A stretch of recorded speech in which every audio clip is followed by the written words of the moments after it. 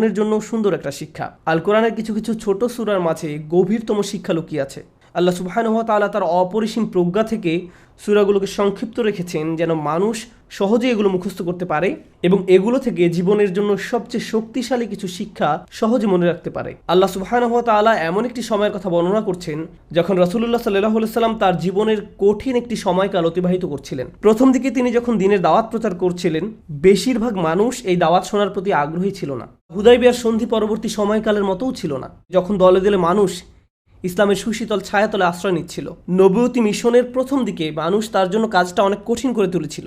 যে কেউ রাসূলুল্লাহ সাল্লাল্লাহু আলাইহি সাল্লামের দাওয়াত গ্রহণ করত, সুফাহা তথা বোকা বলা হতো, বুদ্ধিহীন বলা হতো, অথবা বলা হতো তিনি এদেরকে বোকা বানিয়েছেন। কেউ ইসলাম গ্রহণ করলেই তাকে এই সমস্ত অভিযোগে অভিযুক্ত করা হতো। ঠিক সেই সময় আল্লাহ আজ্জা জাল্লাহ এই গভীর অর্থপূর্ণ সূরাটি নাজিল করেন এবং তাকে স্মরণ করিয়ে দেন আল্লাহ সর্বদা তার প্রতি অনুগ্রহ করে যাচ্ছেন। কোরআনের বিভিন্ন জায়গায় বিভিন্ন ধরনের অনুগ্রহের কথা উল্লেখ করা হয়েছে। যেমন অন্য একটি সূরায় আল্লাহ বলেন, আলাম ইয়াজিদিকা ইয়াতীমান ফাআওয়া, আল্লাহ কি আপনাকে ইয়াতীম হিসেবে পাননি, অতঃপর তিনি আপনাকে আশ্রয় দিয়েছেন। ওয়াজাদাকা দাল্লান ফাহাদা ওয়াজাদাকা আইলান ফাআগনা, আল্লাহ বলেন তিনি আপনাকে পথ খুঁজতে থাকা অবস্থায় পেয়েছেন। তিনি আরও বলেন তিনি আপনাকে নিঃস্ব পেয়েছিলেন এবং তিনি আপনাকে সম্পদশালী করে দিয়েছেন, অর্থাৎ খাদিজা রাদিয়াল্লাহু তাআলা আনহার সাথে বিয়ের মাধ্যমে। কিন্তু এই সূরায় আল্লাহ আজ্জা ওয়া জাল্লা ভিন্ন রকম একটি অনুগ্রহের কথা বর্ণনা করছেন, গভীর একটা অনুগ্রহ। আল্লাহ আজ্জা ওয়া জাল্লা বলেন, আলাম নাশরাহ লাকা সাদরাক, আমি কি আপনার জন্য আপনার বক্ষ সম্প্রসারিত করিনি। আরবি ভাষায় বক্ষ সম্প্রসারণ মানে প্রশান্তিতে থাকা, শান্ত থাকা। রাসূলুল্লাহ সাল্লাল্লাহু আলাইহি সাল্লাম সহজ কোনো পরিস্থিতিতে ছিলেন না। তার আশেপাশে সবাই তার বিরুদ্ধে সমানে অভিযোগ করে যাচ্ছিল, নয়তো তাকে শারীরিকভাবে আক্রমণ করতে চাইতো। তার নিজের গোত্রের লোকেরাও তাকে পরিত্যাগ করেছিল। কোনো কিছুই তখন সহজ ছিল না। তবু আল্লাহ বলছেন, এই সব প্রতিকূল পরিস্থিতিতেও আপনার প্রতি সবচেয়ে বড় অনুগ্রহ হলো আপনার বক্ষ সম্প্রসারিত করা হয়েছে, আপনি প্রশান্তিতে আছেন। তারপর আল্লাহ আজ্জা ওয়া জাল্লা বর্ণনা করেন কিসের শান্তি, ওয়া ওয়াদা'না আনকা উযরাক, তিনি বোঝা দূর করে দিয়েছেন। এই আয়াতে বোঝা বলতে কি বোঝানো হয়েছে তা নিয়ে ওলামারা অনেক মন্তব্য করেছেন। তার থেকে একটি ব্যাপারে আজকের খুতবায় আলোচনা করব। রাসূলুল্লাহ সাল্লাল্লাহু আলাইহি সাল্লাম নবুয়ত লাভ করার পূর্বে মক্কা থেকে নিজেকে দূরে সরিয়ে নিতেন এবং পৃথিবীতে কেন এত দুঃখ কষ্ট তা নিয়ে চিন্তামগ্ন থাকতেন। তিনি ঘন্টার পর ঘন্টা দিনের বেলা, কখনো কখনো রাতেও চিন্তামগ্ন অবস্থায় হেরা গুহায় কাটিয়ে দিতেন। তিনি সমাজ থেকে নিজেকে এভাবে দূরে সরিয়ে নিয়ে ভাবতেন এই জীবনে কেন এত দুঃখ যাতনা। আর আল্লাহ আজ্জা ওয়া জাল্লা এই সমস্ত প্রশ্নের জবাব দিয়েছেন তার নিজের কথার মাধ্যমে। যখন রাসূলুল্লাহ সাল্লাল্লাহু আলাইহি সাল্লাম আল্লাহর কালামের মাধ্যমে জবাব পেলেন, আল্লাহ আজ্জা ওয়া জাল্লা এই ব্যাপারটাকে বর্ণনা করছেন যে তিনি আপনার বোঝা লাঘব করে দিয়েছেন। ওয়া ওয়াদা'না আনকা উযরাক, আমাদের জন্য এতে শিক্ষা হলো যে হ্যাঁ, জীবনে অনেক চাপ সইতে হয়, আর আল্লাহ বলছেন তার কালাম এই চাপ থেকে নিষ্কৃতি দান করে, ওই বোঝাগুলো দূর করে দেয়। আল্লাযী আনকাযা যাহরাক ওয়া রাফা'না লাকা যিকরাক, যা আপনার পিঠ ভেঙে দিচ্ছিল আর আমি আপনার জন্য আপনার স্মরণকে সমুন্নত করেছি। এই সূরায় যে শিক্ষাটি আল্লাহ দান করছেন তা শুধু রাসূলুল্লাহ সাল্লাল্লাহু আলাইহি সাল্লামের জন্য নয়, এটি আসলে সকল মানুষের জন্য। ফা ইন্না মা'আল উসরি ইউসরা, এর সাধারণ অনুবাদ হলো নিশ্চয়ই কষ্টের সাথে স্বস্তি রয়েছে। আজকের খুতবার কিছুটা সময় আমি এই আয়াতের উপর ব্যয় করব। আমার আপনার জন্য এই আয়াতে কি শিক্ষা রয়েছে। প্রথমে এই আয়াতের আরবি ব্যাকরণগত দিক নিয়ে আলোচনা করতে চাই। আপনাদের মাঝে যারা আরবি ব্যাকরণের সাথে পরিচিত তাদের জন্য বলছি, এখানে মুবতাদা হলো ইউসুর। ব্যাকরণগত দিক থেকে এই বাক্যের শুরু হলো স্বস্তি। যখন আমরা বাংলায় অনুবাদ করি তখন বলি নিশ্চয়ই সকল কষ্টের সাথে স্বস্তি রয়েছে, কিন্তু ব্যাকরণগত দিক থেকে সবচেয়ে শুদ্ধ অনুবাদ হলো স্বস্তি রয়েছে কষ্টের সাথে। এই বাক্যের ফোকাস হলো স্বস্তির উপর, কষ্টের উপর নয়। এখানে ইউসুর বা স্বস্তি হলো মুবতাদা, ব্যাকরণগত দিক থেকে এটাই বাক্যের শুরু। এটা কেন গুরুত্বপূর্ণ? কারণ আল্লাহ আমাদের মনোযোগ স্বস্তির উপর রাখতে চাচ্ছেন, কষ্টের উপর নয়। সহজ সময় বা স্বস্তি হয়তো পরে এক সময় আসবে, কিন্তু আল্লাহ চান আমরা যেন আমাদের মনোযোগ সামনে যে স্বস্তিদায়ক সময় আসছে তার উপর রাখি, এখন যে কষ্টে আছি তার উপর নয়। আপনি যে ধরনের কঠিন সময় দিনাতিপাত করছেন না কেন, আল্লাহ এর একটা ব্যবস্থা করবেন এবং স্বস্তিদায়ক সময় সামনে অবশ্যই আসছে। দ্বিতীয় যে বিষয়টা এখানে মনোযোগের দাবি রাখে তা হলো ইউসুর হলো নাকেরা, মানে এটি আম ওয়া আম্মাল ওয়া আজম ওয়া আকাদ, অর্থাৎ কষ্ট কি এটা সবাই জানে। হয়তো এটা অর্থনৈতিক কষ্ট, স্বাস্থ্যগত কষ্ট, মানসিক কষ্ট, আবেগ সংক্রান্ত কোনো কষ্ট, বা আপনার কষ্টের জিনিস হয়তো আপনার পাশেই বসে আছে, আমি জানি না। সবার জীবনে কোনো না কোনো সমস্যা রয়েছে। এই কষ্টদায়ক বিষয়গুলো সম্পর্কে সবাই জানে, আর এগুলো খুবই সুনির্দিষ্ট। কিন্তু আল্লাহ বলছেন কষ্টের চেয়ে স্বস্তিটা অনেক বড়। অনেক বিস্তৃত। কষ্টের মতো স্বস্তির ব্যাপারটা অতটা জ্ঞাত নয়। অর্থাৎ কিছু স্বস্তি আসবে কিন্তু আপনি জানেন না কিভাবে সেটা চিনতে হয়। সবাই সমস্যা শনাক্ত করতে পারে কিন্তু সবাই সমাধান দিতে পারে না।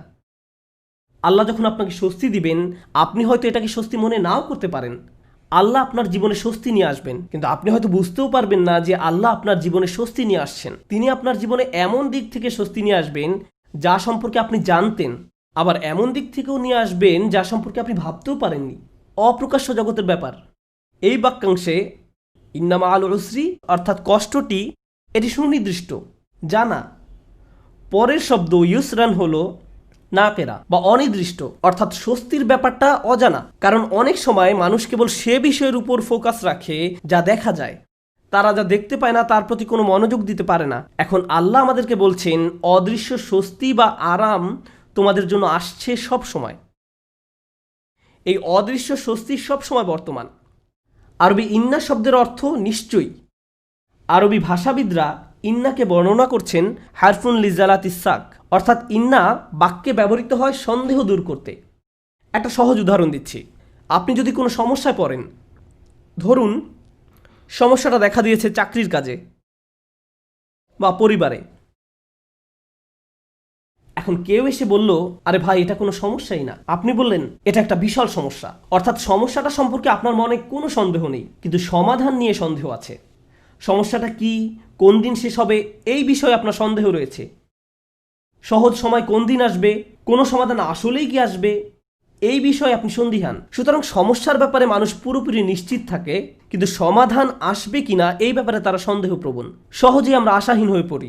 আমরা চিন্তা করতে থাকি, ভাই এটা সব সময় এমন খারাপই থাকবে, কোনো দিন এই পরিস্থিতি উন্নতি হবে না। আমরা এভাবে নিজেদেরকে বলি। তো আমরা নেগেটিভের ব্যাপারে অনেক বেশি নিশ্চিত থাকি, কিন্তু পজিটিভের ব্যাপারে নিজের মনে কোনো নিশ্চয়তা থাকে না। তিনি ইন্না যে শব্দটি সন্দেহ দূর করে তা ব্যবহার করে আমাদের জানাচ্ছেন কোনো সন্দেহ নেই, স্বস্তি রয়েছে কষ্টের সাথে। স্বস্তির সাথে ব্যবহার করলেন। তিনি স্বস্তির উপর জোর দিলেন, যেন একজন মুমিন যখন এই আয়াত তেলাওয়াত করবে সে মনে করবে আমার কষ্টের ব্যাপারে সন্দেহ থাকতে পারে, আমি সমস্যাটাকে যত বড় মনে করছি এটা আসলে ততটা বড় সমস্যা নয়, কিন্তু আল্লাহ যে স্বাচ্ছন্দ্য নিয়ে আসছেন সেটা অনেক বড় এবং নিঃসন্দেহে তা আসছে। এটা আমাদেরকে মন্দের ব্যাপারে সন্দেহপ্রবণ করে তোলে। মাঝে মাঝে কোনো কিছু হয়তো অনেক খারাপ মনে হতে পারে আমাদের মাথায়, আমাদের চিন্তায়, আমাদের অনুভূতিতে, কিন্তু বাস্তবে তা এত খারাপ নয়। কিছু মানুষ কোনো একটা সমস্যাকে তার চিন্তায় বড় থেকে বড় আরও বড় করে তোলে, শেষে সেটা নিয়ন্ত্রণ হারিয়ে ফেলে। মাঝে মাঝে আশেপাশের মানুষের সাথে যদি সমস্যাটা নিয়ে কথা বলেন, তারা এটাকে ছোট করে দেখার পরিবর্তে আরও বড় করে তোলে, আরও বড় করে তোলে। তখন সমস্যাটাকে তার আসল অবস্থার চেয়েও অনেক বিশাল মনে হয়। আর যে স্বস্তি আল্লাহ নিয়ে আসছেন তা আপনার সামনেই বর্তমান, কিন্তু আপনি তা দেখছেন না, কারণ সমস্যাটাকে আপনি কাল্পনিক দৃষ্টিতে অনেক বড় করে দেখছেন। তাই আল্লাহ আযজা ওয়া জাল্লা বলছেন স্বস্তি আসার ব্যাপারে নিশ্চিত থাকো, এ ব্যাপারে মনে কোনো সন্দেহ পোষণ করো না। এই আয়াতের শেষ যে শিক্ষাটি আমি আপনাদের সাথে শেয়ার করতে চাই, সূরাটি শেষ করার পূর্বে এবং শেষ অংশটি কিভাবে এই অংশের সাথে সম্পর্কযুক্ত তা আলোচনা করার পূর্বে, সেটা হলো আল্লাহ বলেননি কষ্টের পর স্বস্তি আছে। তিনি পর শব্দটি ব্যবহার করেননি, তিনি ব্যবহার করেছেন সাথে শব্দটি, ইন্না মাআল উসরি ইউসরা। তিনি ইন্না বা'দাল উসরি ইউসরা বলেননি। সাথে এবং পরে এই দুইটা শব্দের মাঝে বিশাল পার্থক্য আছে। এখানে বড় পার্থক্য রয়েছে কষ্টের সাথে স্বস্তি আছে এবং কষ্টের পরে স্বস্তি রয়েছে, এই দুই কথার মাঝে বড় একটা ফারাক আছে। দুটি পার্থক্য আপনাদের সাথে শেয়ার করতে চাই। একটি পার্থক্য হলো, হয়তো আপনি যখন একটি সমস্যার মধ্য দিয়ে দিন পার করছেন সেই সমস্যাটির সাথে কিছু স্বস্তির বিষয়ও আপনার জীবনে এসেছে যা আপনি উপলব্ধিও করতে পারেননি। বর্তমান সমস্যাটি যতটা কঠিন মনে হোক না কেন, বিকল্প হয়তো আরও অনেক বেশি কঠিন হতো। হয়তো একটি দরজা বন্ধ হওয়ার কারণে আরও 5টি দরজা খুলে গিয়েছে। আপনি হয়তো ব্যাপারটি দেখতে পাননি, কিন্তু আল্লাহ আযজা ওয়া জাল্লার ডিজাইনে একটি সমস্যা হয়তো 20টি সমাধানের পথ উন্মুক্ত করে দেয়, আরও অগণিত সমাধানের পথ খুলে দেয়। এজন্য ওই স্বস্তিদায়ক বিষয়গুলো আসার জন্য এই সমস্যাটি ঘটার দরকার ছিল। এটি আল্লাহর বিজ্ঞ ডিজাইনের অংশ। আমরা হয়তো তা শনাক্ত করতে পারি না। অন্য কথায়, হ্যাঁ, আমার মন বলছে আমি সমস্যার মধ্যে দিয়ে যাচ্ছি, কিন্তু এই সমস্যার মধ্য দিয়ে আল্লাহ আমার জীবনে স্বস্তি নিয়ে আসছেন নিশ্চিতভাবেই। শুধু আমাকে সেটা খুঁজে পেতে হবে। সমস্যা আমি দেখতে পাচ্ছি, কিন্তু সমাধান কোথায় সেটা আমাকে খুঁজে বের করতে হবে। জীবনে আমরা যত ভয়ানক অভিজ্ঞতার মধ্য দিয়ে যাই, তখন আমরা এভাবে প্রশ্ন করি যে আমাকে কেন এই বিপদে ফেলা হলো, কেন আমার সাথে এমন হচ্ছে, আমি কি এমন অন্যায় করেছি, এর থেকে ভালো কি আসবে। আপনাদেরকে বলছি, ওই অভিজ্ঞতাগুলোর প্রত্যেকটাই কোনো না কোনো সহজতা, স্বস্তি বা ভালো সাথে করে নিয়ে আসে, যা আমরা দেখতে পাই না। কিন্তু আল্লাহ বলছেন ওই স্বস্তি সাথেই আছে, তোমাকে এর জন্য অপেক্ষা করতে হবে না। এটা একই সময়ে কষ্টের সাথে সহাবস্থান করে, কষ্টের সঙ্গেই এই স্বস্তির অবস্থান। ইন্না মাআল উসরি ইউসরা। এছাড়াও যখন সাথে শব্দটি ব্যবহার করা হয়, আল্লাহ বলছেন যে স্বস্তিকে কষ্টের সাথে রাখা হয়েছে। স্বস্তিকে কষ্টের সাথে রাখা হয়েছে।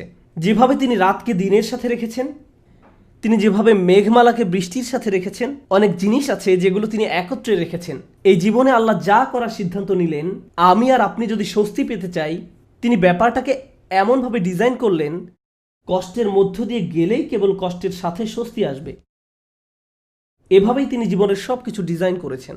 আপনাদের অনেকেই ছাত্র, আপনাকে প্রথমে পড়ালেখার কষ্টের মধ্য দিয়ে যেতে হবে, তারপর আপনি গ্র্যাজুয়েট হওয়ার স্বস্তি লাভ করবেন, পরবর্তী ক্লাসে উত্তীর্ণ হওয়ার স্বস্তি লাভ করবেন। আপনার চাকরির জায়গায় কঠিন পরিশ্রম করতে হবে বোনাসের স্বস্তি লাভ করার পূর্বে, প্রমোশন লাভ করার পূর্বে। কষ্ট ছাড়া এসব ঘটে না।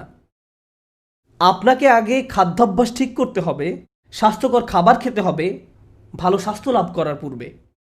কোনো রোগীকে হয়তো আগে অপারেশনের কষ্টের মধ্যে দিয়ে যেতে হবে সুস্থ হওয়ার আনন্দ উপভোগ করার পূর্বে। এভাবেই আল্লাহ জীবনকে তৈরি করেছেন। আপনাকে কষ্টকর অভিজ্ঞতার ভেতর দিয়ে যেতে হবে যদি স্বস্তি লাভ করতে চান। এটাই আল্লাহ ডিজাইন। ব্যাপারটা এমনই। আপনি এ কথা শোনার পর হয়তো ভাবতে পারেন, আমি তো এখন কঠিন সময় আছি, তার মানে সামনে সহজ সময় আসছে, আর এজন্য আমি এখন বিশ্রাম করব আর সহজ সময় আসার অপেক্ষা করব। না, আল্লাহ আমাদেরকে গভীর একটি বিষয় সম্পর্কে জানাচ্ছেন। আপনাকে কঠিন সময়ে কঠোর পরিশ্রম করে যেতে হবে। বসে বসে এমনটি ভাবলে হবে না যে আল্লাহ তো সহজের প্রতিশ্রুতি দিয়েছেন, তাই আমি তার অপেক্ষায় থাকব আর বসে বসে কাঁদব। No. এই জন্য তিনি পরের আয়াতে আমাদের রাসূল সাল্লাল্লাহু আলাইহি সাল্লামকে বলছেন, ফাইদা ফারাগাতা ফানসব। শক্তিশালী একটা বাক্য।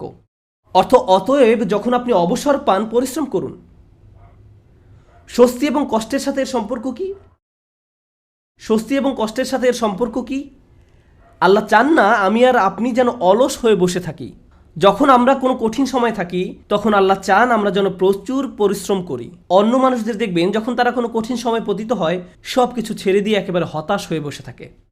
তারা নিরাশ হয়ে পড়ে, উদ্বিগ্ন হয়ে পড়ে, সব কিছু বাদ দিতে শুরু করে। কিন্তু বিশ্বাসীদের বেলায় যখন তুমি কঠিন কোনো পরিস্থিতিতে পড়ো, তখন তুমি অবসর পেলেই নিজেকে কঠোর পরিশ্রমে নিয়োজিত করো, নিজেকে কাজে লাগাও, উৎপাদনক্ষম বানাও। উলামারা এই আয়াত নিয়ে প্রচুর মন্তব্য করেছেন।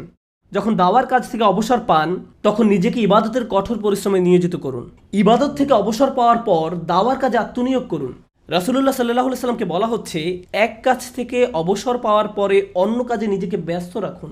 আমার আর আপনার জন্য প্রশ্ন হলো, কত সময় আমরা অপচয় করি এমনটা ভেবে যে জীবন কত দুর্বিষহ। অলস হয়ে বসে থাকি, কিছুই করি না, নিজের মনকে নেতিবাচক চিন্তায় ডুবিয়ে রাখি, সম্পূর্ণ অকার্যকর আর অকর্মণ্য হয়ে বসে থাকি। অথচ আল্লাহ বলছেন, তোমার হাতে অনেক বেশি অবসর সময় আছে আর তুমি এই সময়ে কোনো কাজেই লাগাচ্ছ না। যখন আপনি নিজেকে কোনো পরিশ্রমে নিয়োজিত না করেন, তার মানে আপনি কষ্টকে জেতার সুযোগ দিচ্ছেন। আয়াতটা শুরু হয়েছে ফা অক্ষর দিয়ে, ফা আস-সাবাবিয়া, অর্থাৎ অতএব। তুমি যেহেতু স্বস্তি কামনা করো, তাই তোমার নিজেকে পরিশ্রমে নিয়োজিত করতে হবে। এটা শেখার ফলে তোমার উচিত নিজেকে পরিশ্রমে নিয়োজিত করা। তাই আমার আর আপনার উচিত একটি অর্থপূর্ণ এবং প্রোডাক্টিভ জীবনযাপন করা। মাঝে মাঝে জীবনে অতিরিক্ত চাপের কারণে আমরা ভেঙে পড়ি। আমরা সহজেই একেবারে ভেঙে পড়ি, দুঃখ, হতাশায়, উদ্বেগ বা উৎকণ্ঠায়। এরকম হওয়া দোষের কিছু নয়, কিন্তু আমাদেরকে শিখতে হবে কিভাবে আল্লাহর কিতাবের মাধ্যমে এই কষ্টকর অভিজ্ঞতার সময় মানসিক শক্তি অর্জন করব। রাসূলুল্লাহ সাল্লাল্লাহু আলাইহি সাল্লাম যেসব কাজে নিজেকে ব্যস্ত রাখতেন, তা ছিল দুই রকমের। এটা মনে রাখতে চেষ্টা করুন। দুই ধরনের কাজ আছে যা আপনাকে ব্যস্ত রাখতে পারে। আমি আপনাদের জন্য তৃতীয় আরেকটি যুক্ত করব। রাসূলুল্লাহ সাল্লাল্লাহু আলাইহি সাল্লাম হয় এমন কোনো কাজে নিজেকে ব্যস্ত রাখতেন যাতে আল্লাহকে খুশি করত, অথবা তিনি এমন কোনো কাজে ব্যস্ত থাকতেন যা আল্লাহর কোনো সৃষ্টির উপকার করত। তিনি হয় শুধু আল্লাহর জন্য কিছু করতেন, নামাজ পড়া, জিকির করা, এই কাজগুলো ছিল শুধু আল্লাহর জন্য। অথবা তিনি কাউকে সাহায্য করতেন, তিনি কাউকে পথ দেখাতেন, শিক্ষা দিতেন, এমনকি তিনি মানুষকে জীবিকা উপার্জনের জন্য সাহায্য করতেন। এভাবে তিনি অন্য মানুষদের সব ধরনের সাহায্য করতেন। এখন আপনি নিজেকে প্রশ্ন করুন, এই দুই ধরনের কাজের কোনটি আপনি করছেন? আমি কি এমন কিছু করছি যা আল্লাহকে খুশি করছে, বা আমি কি এমন কিছু করছি যা কারো জীবনে স্বস্তি নিয়ে আসছে? মূলত আল্লাহ অন্য একটি সূরায় রাসূলুল্লাহ সাল্লাল্লাহু আলাইহি সাল্লামকে এই কাজগুলো সম্পর্কে বলেছেন, ফাআম্মাল ইয়াতীমা ফালা তাকহার ওয়া আম্মাস সাইলা ফালা তানহার ওয়া আম্মা বিনি'মাতি রাব্বিকা ফাহাদ্দিস। সুতরাং আপনি এতিমদের প্রতি কঠোর হবেন না, আর ভিক্ষুককে আপনি ধমক দিবেন না। কিন্তু আপনি যখন অতিরিক্ত চিন্তা করতে থাকবেন নিজের সমস্যাগুলো কতটা খারাপ, জীবনটা কেমন দুর্বিষহ, কিভাবে সব কিছু তার গতিপথ হারিয়ে ফেলছে, কোনো কিছুই কোনো দিন ঠিক হবে না, তাহলে নিজের মাঝে আপনি অতিরিক্ত ডুবে আছেন, আপনি নিজেকে নিয়েই পড়ে আছেন। এভাবে নিজেকে নিয়ে পড়ে থাকলে আল্লাহর সাহায্য আসে না, এভাবে আল্লাহর সাহায্য আসে না। আল্লাহ বলেন, ওয়া ইলা রব্বিকা ফারগব, এবং আপনার পালনকর্তার প্রতি মনোনিবেশ করুন। আমি আর আপনি যে সমস্যাগুলোর মাঝে দিন পার করছি, আজ সেগুলোকে অনেক বেশি, অনেক বড় বলে মনে হয়। সমস্যা ছাড়া আর কিছু নিয়ে আমরা ভাবতে পারি না। কিন্তু একটু সামনে এগিয়ে চিন্তা করলে বুঝবেন আমরা সবাই একটা গন্তব্যের উদ্দেশ্যে ছুটছি, আর সেই গন্তব্যটি হলো আল্লাহর সাক্ষাৎ। ওয়া আন্না ইলা রব্বিকাল মুনতাহা। যদি এই ব্যাপারটা ভুলে যান যে আপনি একটি রেলগাড়ির ভিতরে আছেন, বুঝতে পারেন বা না পারেন আপনি আল্লাহর দিকে ছুটে চলছেন। আপনি কিন্তু নিশ্চলভাবে দাঁড়ানো অবস্থায় নেই। আপনার সমস্যাটি জীবন থামিয়ে দেয়নি, জীবন এখনও এগিয়ে চলছে। আমার আপনার আল্লাহর সাথে দেখা হবেই। আপনি যখন বুঝবেন আমি যাই করি না কেন এই ভ্রমণ থামানোর কোনো উপায় নেই, তখন আপনার পক্ষে নিজের গন্তব্যের প্রতি মনোনিবেশ করা অনেক সহজ হবে। এই মুহূর্তে আমি যে এলাকা অতিক্রম করছি, যে সমস্যাপূর্ণ এলাকা অতিক্রম করছি, একসময় এটা পার হয়ে যাবে, কারণ এটা আমার গন্তব্য নয়। আমার গন্তব্য হলো আল্লাহ আযজা ওয়া জাল্লা। এভাবে নিজের মাথায় একটা চিত্র তৈরি করুন। মনে করুন একটি পথ দিয়ে কোথাও যাচ্ছেন, আর পথিমধ্যে কোনো জায়গায় প্রচণ্ড দুর্গন্ধ নাকে এসে লাগলো। যদি চলতে থাকেন গন্ধটা একসময় চলে যাবে, এটা সব সময় আপনার সাথে থাকবে না। চলতে থাকলে একসময় ভালো একটা জায়গায় এসে উপনীত হবেন। আপনাকে হয়তো ভয়ঙ্কর কোনো অঞ্চলও অতিক্রম করতে হতে পারে, আপনি চলতে থাকলে ওই অঞ্চলও পার হয়ে যাবেন। জীবনটা এমনই, আমাদেরকেও এভাবে জীবনের সমস্যাগুলো অতিক্রম করে যেতে হবে। আর আল্লাহ আযজা ওয়া জাল্লা বলছেন, আপনার আমার জীবনের প্রতিটি ভ্রমণেরই একটি উদ্দেশ্য আছে। আমাদের নিজেদের শুধু একটি প্রশ্ন করতে হবে, আমরা কি পরিশ্রম করছি? দিন শেষে আমরা কি করছি? তৃতীয় যে ব্যাপারটি নিয়ে আজ কথা বলবো, আগে আমি বলেছিলাম মহানবী সাল্লাল্লাহু আলাইহি সাল্লাম হয় আল্লাহর সন্তুষ্টির জন্য কিছু করতেন, নতুবা তার সৃষ্টির উপকারার্থে কিছু করতেন। আর আমাদের বেলায় দিনের অধিকাংশ সময় আমরা আত্মসেবায় ব্যয় করি। অবশ্যই আমাদের বিভিন্ন জিনিসের প্রয়োজন রয়েছে, আমাদের খাবারের দরকার, পোশাক পরিচ্ছদ প্রয়োজন, চাকরি বাকরি করতে হবে, কিন্তু অবসর সময় আমি কি করি? আয়াতটি কিন্তু আপনার দিনের 24 ঘন্টা সময় নিয়ে কথা বলছে না, আয়াতটি আপনার ফ্রি সময় নিয়ে কথা বলছে। আচ্ছা ঠিক আছে, আপনার এক্ষেত্রে কিছুই করার নেই। আপনাকে ভোর 5টায় ঘুম থেকে উঠতে হয়, 6টার মধ্যে অফিসে পৌঁছতে হয়, এবং সন্ধ্যা 6টা পর্যন্ত অফিস করতে হয়, 7:30 পর্যন্ত ট্রাফিক জ্যামে আটকা থাকতে হয়। ঠিক আছে, কোনো সমস্যা নেই, আপনার কোনো অবসর নেই। কিন্তু যখন অবসর পান তখন কি করে সময় পার করেন? যখন ফ্রি থাকেন সে সময় কি করেন? আল্লাহ আপনার জীবনে সহজ সময় আনবেন কিনা তা নির্ভর করে আপনার অবসর সময় আপনি কি করেন তার উপরে। অবসর সময়ের কর্মকাণ্ড তা নির্ধারণ করবে। আপনি নিজের প্রতি সৎ থেকে আমাদেরকে প্রশ্ন করতে হবে, অবসর পেলে আমরা কি করি? আর আমাদের ছেলে মেয়েদের কিভাবে অবসর কাটাতে শেখাই? যখনই তারা একটু ফ্রি সময় পায় ভিডিও গেম খেলা শুরু করে, যখনই তারা একটু ফ্রি সময় পায় টিভি ছেড়ে দেয়। আমরা উপকারী কিছু করছি না, আমরা প্রোডাক্টিভ কিছু করছি না। একটু সময় পেলে আমরা স্বার্থপর বিনোদনে ব্যস্ত হয়ে পড়ি, স্বার্থপর ভোগবিলাসে যুক্ত হয়ে পড়ি। মাথার মধ্যে শুধু এই চিন্তাগুলো ঘুরপাক খেতে থাকে, দুপুরে কি খাবো, রাতে কি খাবো, কোন সিনেমাটা দেখব, কিছু দেখতে চাও, কিছু খেলতে চাও। দিন রাত সারাক্ষণ শুধু বিনোদন, ভোগবিলাস আর অর্থহীন রঙ্গরসে ডুবে থাকা। আমাদের জীবন এমনই হয়ে গিয়েছে।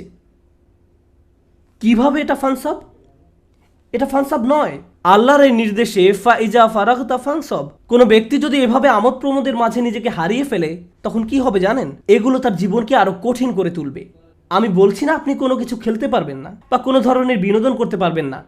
আমি জানি এটা গ্রীষ্মের সময়, স্কুল ছুটির কারণে বাচ্চারা এখন খেলাধুলা করতে চায়, এটা ঠিক আছে, কিন্তু তাদেরকে একই সাথে শেখাতে হবে কিভাবে সময়ের উত্তম ব্যবহার করতে হয়। তারা এটা শিখতে পারবে না যদি তারা আপনার কাছ থেকে না শেখে। আমরা যদি অবসর সময় পেলেই অপচয় করা শুরু করি অর্থহীন কাজে নষ্ট করে ফেলি, উপকারী কোনো কাজে সময় ব্যয় না করি, তাহলে তারাও এই অভ্যাস আমাদের কাছ থেকে আয়ত্ত করবে। আমরা দৃষ্টান্ত রেখে যাচ্ছি, আমরা আমাদের আচার আচরণকে তাদের জন্য অনুকরণীয় হিসেবে উপস্থাপন করছি। আমরা এই আয়াত অনুযায়ী জীবনযাপন করলে তারা প্রশ্ন করবে, কেন তুমি সারাক্ষণ ব্যস্ত থাকো? কেন আমরা সব সময় কাউকে না কাউকে সাহায্য করি? আমরা এতবার মসজিদে কেন যাই? আমরা সারাক্ষণ এটা ওটা শিখছি কেন? আমাদের অবসর কোথায়? ফাইদা ফারাগতা ফানসব, অর্থাৎ অতএব যখন অবসর পান পরিশ্রম করুন। فإن مع العسر يسرا إن مع العسر يسرا فإذا فرغت فانصب وإلى ربك فارغب। নিশ্চয়ই কষ্টের সাথে স্বস্তি রয়েছে। এই নির্দেশগুলো আল্লাহ আমাদের মহানবী সাল্লাল্লাহু আলাইহি সাল্লামকে প্রদান করেছিলেন। এই বিষয়গুলোর উপর ফোকাস করতে তাকে নির্দেশ দেওয়া হয়েছিল সাল্লাল্লাহু আলাইহি সাল্লাম। আমরা যদি আমাদের জীবনকে উন্নত করতে চাই, আমাদেরকেও এই শিক্ষাগুলো নিজেদের জীবনে বাস্তবায়ন করতে হবে। আমাদের সবারই জীবনে কোনো না কোনো সমস্যা রয়েছে। একটি সমস্যার সবচেয়ে বড় কঠিন দিক কোনটি? সমস্যার বাহ্যিক দিক মোকাবেলা করা সবচেয়ে কঠিন নয়, সবচেয়ে কষ্টকর ব্যাপারটি ঘটে আমাদের হৃদয়ে। সবচেয়ে দুরূহ ব্যাপার হলো সমস্যার সময় আমার অনুভূতি নিয়ন্ত্রণ করা। এটা আমাকে পুরোপুরি অসার, নিস্তেজ বানিয়ে দেয়। এখন সূরাটির দিকে লক্ষ্য করুন। প্রথমে যে স্বস্তি আল্লাহ আমাদের রাসূল সাল্লাল্লাহু আলাইহি সাল্লামকে প্রদান করেন, আলাম নাশরাহ লাকা সাদরাক, হে নবী, আমি কি তোমার বক্ষদেশ প্রসারিত করে দেইনি? আমি তোমাকে প্রশান্তি দান করেছি। এখন মানুষ যখন শুনতে পায় আল্লাহ সুবহানাহু ওয়া তাআলা মহানবী সাল্লাল্লাহু আলাইহি সাল্লামকে মানসিক প্রশান্তি দান করেছেন, একজন মানুষের জন্য সম্ভাব্য সবচেয়ে যাতনাদায়ক সময়েও তিনি মানসিক দিক থেকে প্রশান্তিতে ছিলেন। ফাইদা ফারাগতা ফানসব ওয়া ইলা রাব্বিকা ফারগব, অতএব যখন অবসর পান পরিশ্রম করুন এবং আপনার পালনকর্তার প্রতি মনোনিবেশ করুন। আমরা যদি এই কাজটি করতে পারি, তাহলে আশেপাশের মানুষ আমাদের সম্পর্কে যাই বলুক না কেন, এতে কিছুই যায় আসে না। বাহ্যিক দিক থেকে আমরা যে সংকটেই থাকি না কেন, তাতেও কিছু যায় আসে না। আমরা মানসিক দিক থেকে দারুণ প্রশান্তিতে থাকব। অন্য সবাই তো কাঁদবে, নার্ভাস হয়ে থাকবে, কিন্তু আপনি নিজেকে প্রশান্ত পাবেন, কারণ আপনি এই মহাসত্য অনুযায়ী পথ চলেছেন। আমি দোয়া করি আল্লাহ আজ্জা ওয়া জাল্লা যেন আমাদের সবার অন্তরে প্রশান্তি দান করেন। আল্লাহ আজ্জা ওয়া জাল্লা আমাদেরকে ওই সমস্ত মানুষদের অন্তর্ভুক্ত করুন আল্লাহর করুণায় যাদের